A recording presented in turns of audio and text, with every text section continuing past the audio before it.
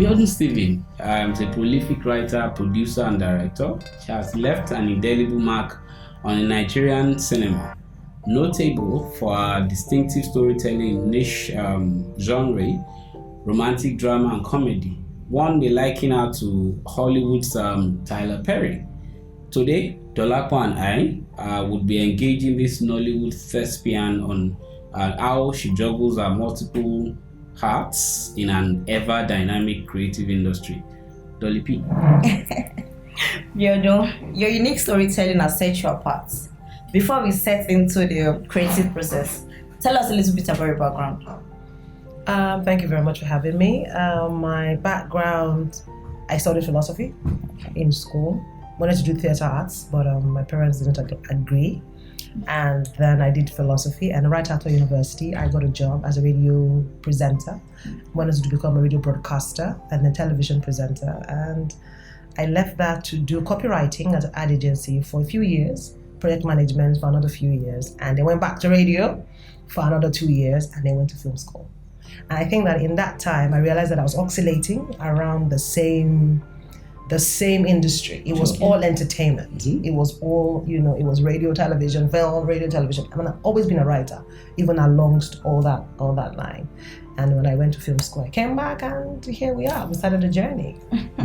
So now I think the missing puzzle for me. Remember when we came to Ife many years ago, and then you couldn't, get enough of whatever we were doing that time. Now you understand what Daddy wants for versus what Biodun wanted. Exactly. Okay, so from Picture Perfect to Tiwa's Baggage, to your very recent projects, which have all received critical acclaim and earned several accolades.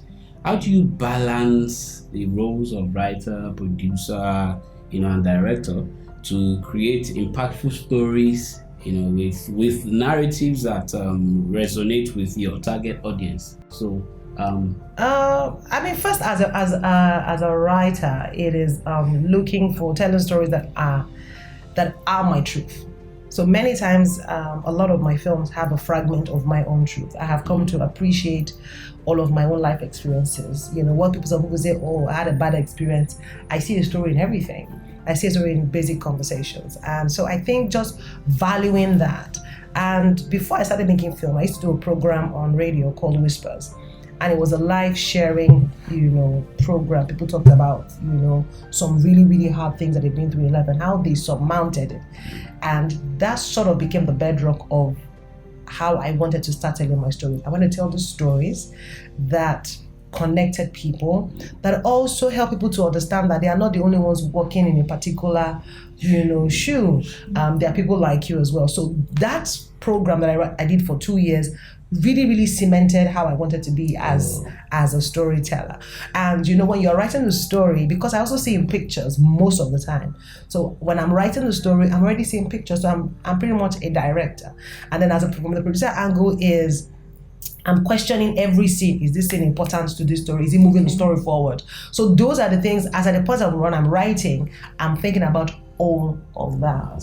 So I think that makes it kind of easy to balance. But I largely draw my inspiration from my own life experiences and everybody's, Okay. If not filmmaking, what would you have ventured into?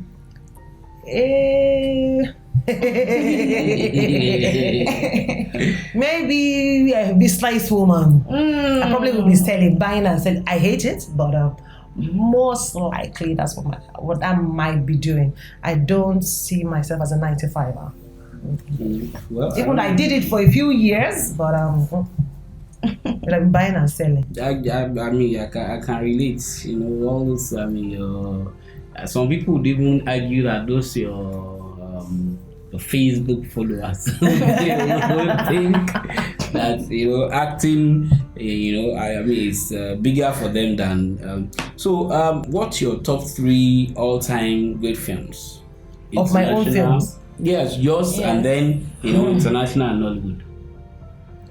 This is a problem, and I say this with all humility. I have favorite nothing. Like I don't have a favorite color. I don't have a favorite music. I don't have a favorite anything. So when people say what's your top 3, I'm like, Amy or more. I don't have, even for my own films. I think that I have one film of all my films that is very close to my heart, and it will always be Joba. Joba would remain special to me because of the way I was inspired to write the story.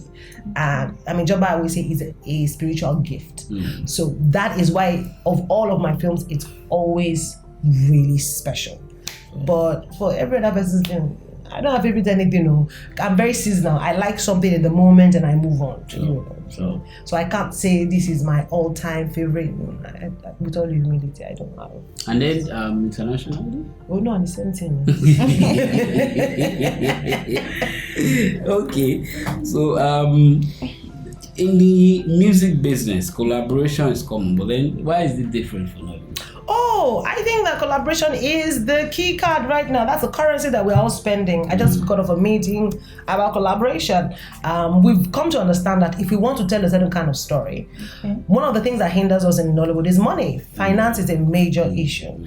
And gone are the days where people are saying, I want only my name to be on it. 3 of us can share the screen. So a film like Brother Life was collaboration. A film like Simple Life, collaboration.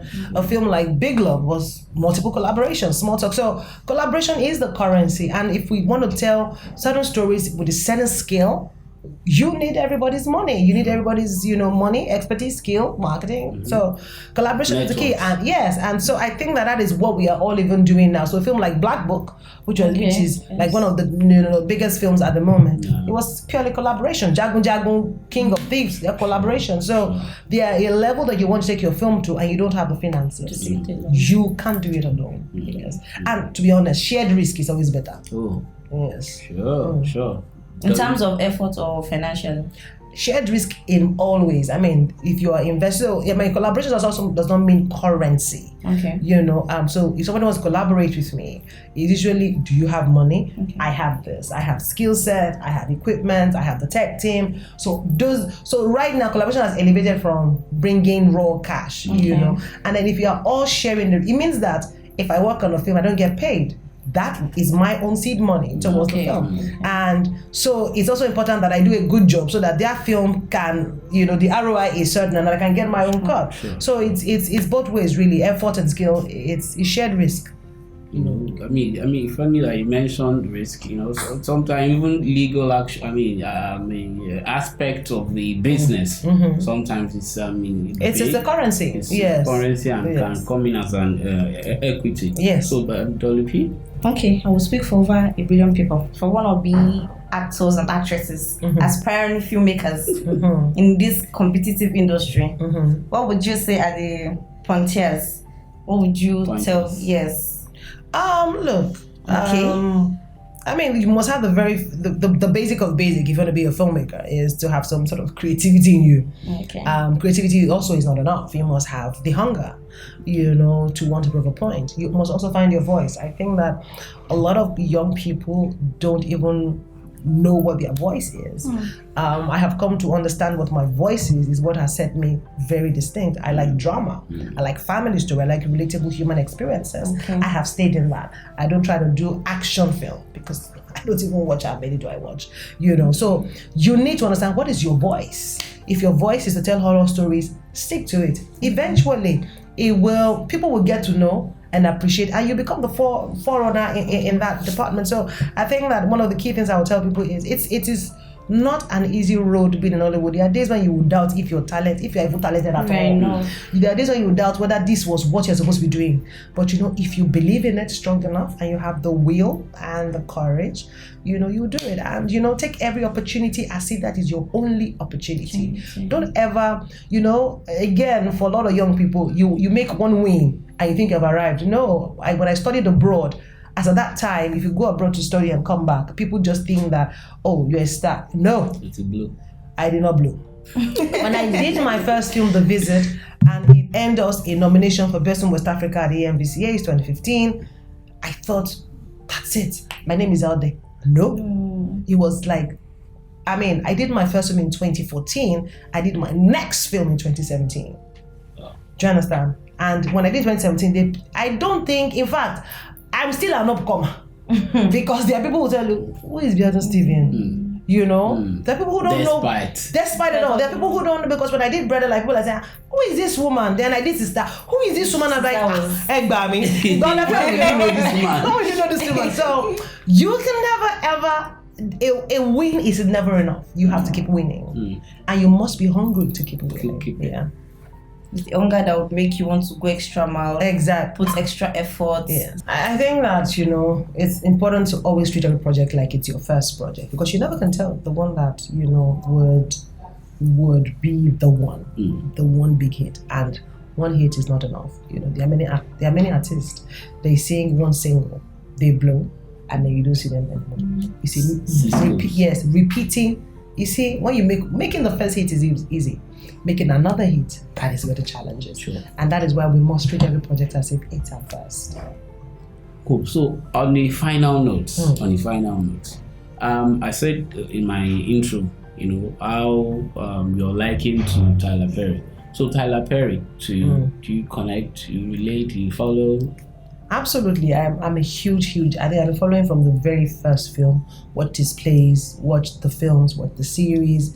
I totally admire his resilience and what he's been able to do. I mean, he has the largest studio in America right now. That is huge. In fact, I'll tell you something. I'd written to him a few times to say I want to come and intern. Even as an established filmmaker, I said, I just want to come and intern. I have 2 weeks on my hands. I just want to come and be following you up and down. And just be watching. I'm one of my desires. One day we go collaborate. Me and that man.